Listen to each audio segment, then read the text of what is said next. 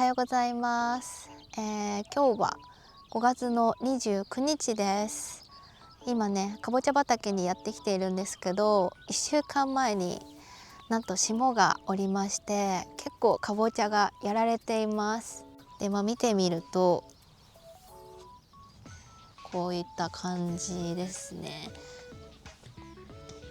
これがずらーっと続いてます。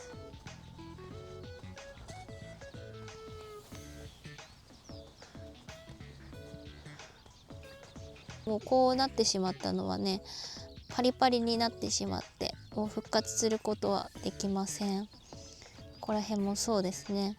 なんとか新しい葉っぱが出てきてくれたので大丈夫かなといった感じではありますが、最初の方の葉っぱはもう全部ダメですね。1週間前、夜中3時間ほど気温がマイナス1度になりました。もう最初は本当に葉っぱが全部真っ黒っていう感じの状態で、これ生き残るのかなっていう感じでした。でもうね、霜が降りてから1週間経っているんですけど、こんな状況なんですよ。といってもね、これでも回復してきている方なんですけど、今後の成長が心配ではありますが、様子を見守っていきたいと思います。行くか。サブちゃんです。今回から新しくチャンネルを作りました。これまではね、土クレプリンセス沙織の暮らしで、私がメインとして農作業の様子を投稿してきたんですけど、今回は土クレの農民たちということで、鍛冶職人と去年からそのお友達と協力して一緒にねやっているので、そんな様子をもっとリアルな現場の様子をお見せしたいと思います。綺麗な映像ではないです。はい。小汚い。泥臭い。裏話。という感じでやっていきます。鍛冶職人です。はい。あなたは誰ですか？去年から一緒にやってるその鍛冶職人の友達の寮です。今日は帯広から陽一に肥料を取りに向かっている途中です。で、今回は霜について、先月の22だよね。22の夜に霜が降りました。で、結構でかい霜だった。そうだね。マイナス1度。結果発表はマイナス1度になってたけど。そうだね。1度の予報だったんだけどね。ね、下振れたね。下振れたね。ゾッとしたわね。うちのかぼちゃも、りょんちのかぼちゃも、結構ダメージ受けた、ね。受けたね。真っ黒になってたよ。そうだね。うちで、約3ヘクタール食らった感じかな。りょんちはうちほどでかいダメージなのは多くないけど、全体的に、7ヘクタール全体的にって感じだった。そうだね。ポリポットってさ、プラスチックのポットで、そう育ててた分は、霜対策みたいな一応薬があるんだよね。葉っぱをコーティングしてくれる薬があるんだけど、その 7.5 号のポリポットの分はそれをかけれなかったんだよね、足りなくて。だけどペーパーポットは全部規定の倍率でちゃんとかけれたんだ。その結果、ペーパーポットの方は、ほぼほぼ被害なかったんだよね。たまにあるぐらい。で、両んとこは、あれだもんね。薄く、規定よりだいぶ薄いけど、全体にかけたんだもんね。そうだね。これダメ？これダメ？くちゃくちゃ入っちゃうから。そうか。ごめんなさい。そうか。別にいいんだよ、サブちゃんなら。そうかな。いいよ、サブちゃんなら。汚ねえやつみたいな声。見たまんま。おい。100リッター落とすところを90リッターで落として、そう全部スプレーヤータンク満タン入れて一発でいけるから、これでいこうと思って90リッターでやったら、やっぱり夏やんとこよりはちょっと薄くかかってた分、こう死んでるのもいれば生きてるのもいるみたいな、このまばらな感じになっちゃって、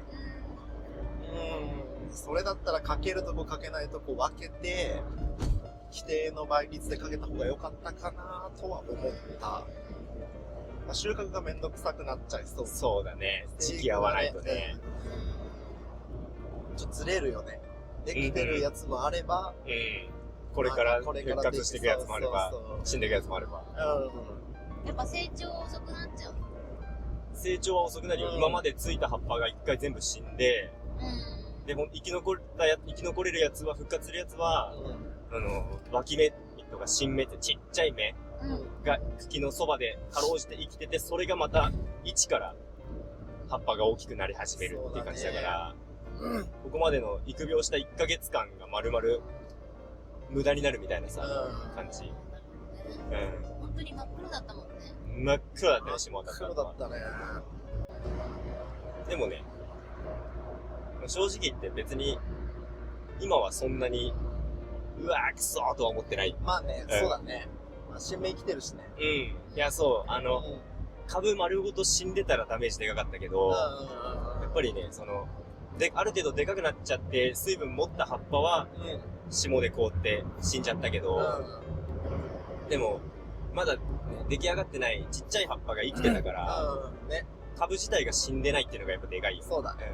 復活はする。生育は遅れるが、収穫はできる。でもね、その出す時期が決まってるね、かぼちゃもあるからね。そうだね。その分がね、ちょっと遅れたら、その商社さんにね、ちょっと迷惑かかんのかなっていうのはある。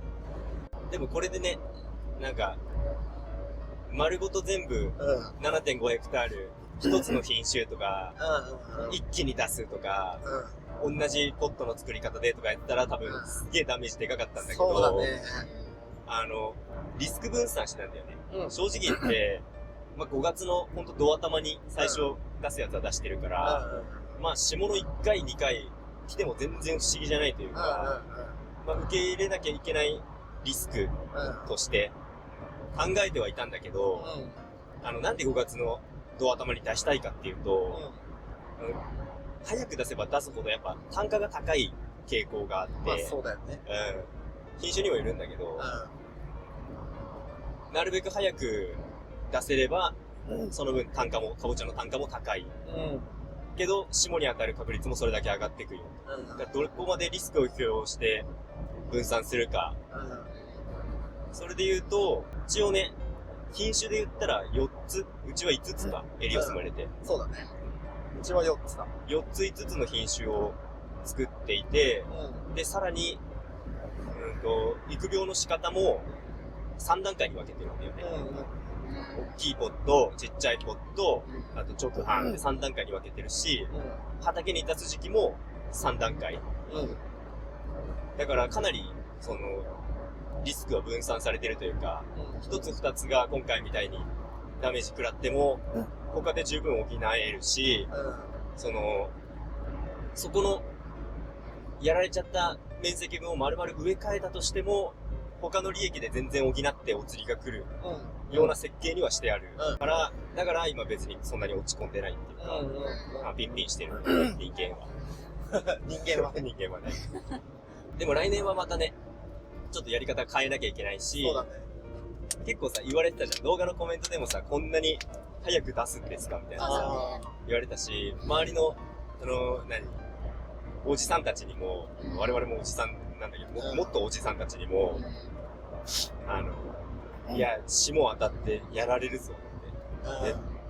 絶対ダメだ、それは、みたいなことを言われてはいたんだけど、でもやっぱね、自分で食らわないと、いや、わかんない。ほんとそう。ね。霜当たったことなかったから、勉強になった。ね、ほんと勉強になったよね。だから本当にでかかった。すげえプラス。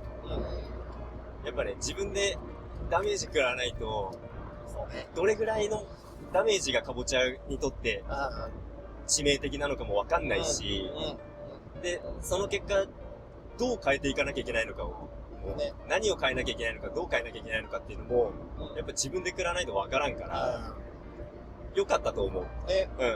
ダメージも少なく済んだことだし。他の作物もね、どんな感じで霜当たってんのかもさ、コーンとかさ、まあ、キヌサやスナップとかね、まあ、メイクとかもそうだし、なんか分かったよね、いろいろね。そうだね。だからでかかった。普通にプラス。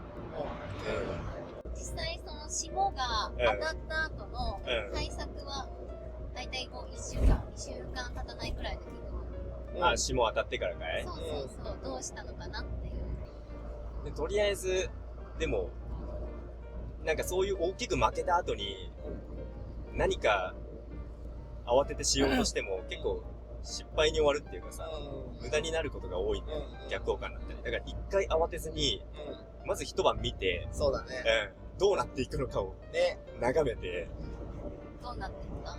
どんどん葉っぱが黒くなってって、なんか怖かったよね。世紀末みたいになったんだけど、でも、もうその時点で、なんていうんだろう、新芽が生きてるやつ、新芽ってほんと5ミリ以下ぐらいのちっちゃい芽、株元にあるちっちゃい芽が生きてるやつと生きてないやつをまず見分けてさ、どれぐらい生きてるかなって割合計算して、でそこを生かすのか、それとも一回全部取って植え替えるのか、植え替えるのに費用いくらかかるのかっていうところで、まず初日はその計算だけをして、最悪の事態を想定した計算だけをして、で、2日から5日の間、時間かけてちょっと様子を見て考えようってことだったんだよね。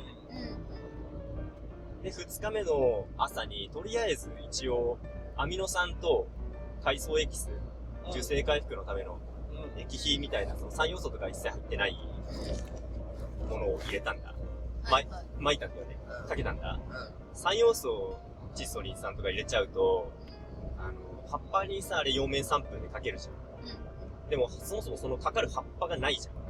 枯れて。新芽じゃちっちゃすぎてさ、吸えないしさ。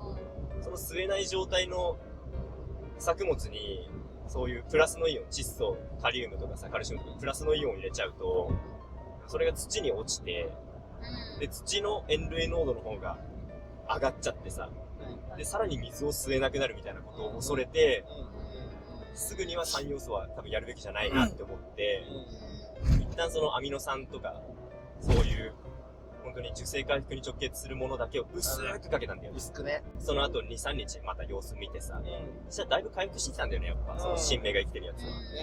で、9割弱ぐらいは多分生き残りそうだなっていう判断で、この前も1回、昨日かな。その同じ液肥かけて、もうだいぶ、ほぼほぼ復活してきてるね。そうだね。復活してるわ。生育遅れで言ったら、まだはっきりは読めないけど、1週間ぐらいだと思う。ぐらい遅れるかな、悪くてっていう感じ。終了は8割、9割にはなるかもしれないけど、でも、そこまでのダメージではない。全然回復できるし、なんなら、めちゃめちゃいろんなこと勉強になって、プラスまである。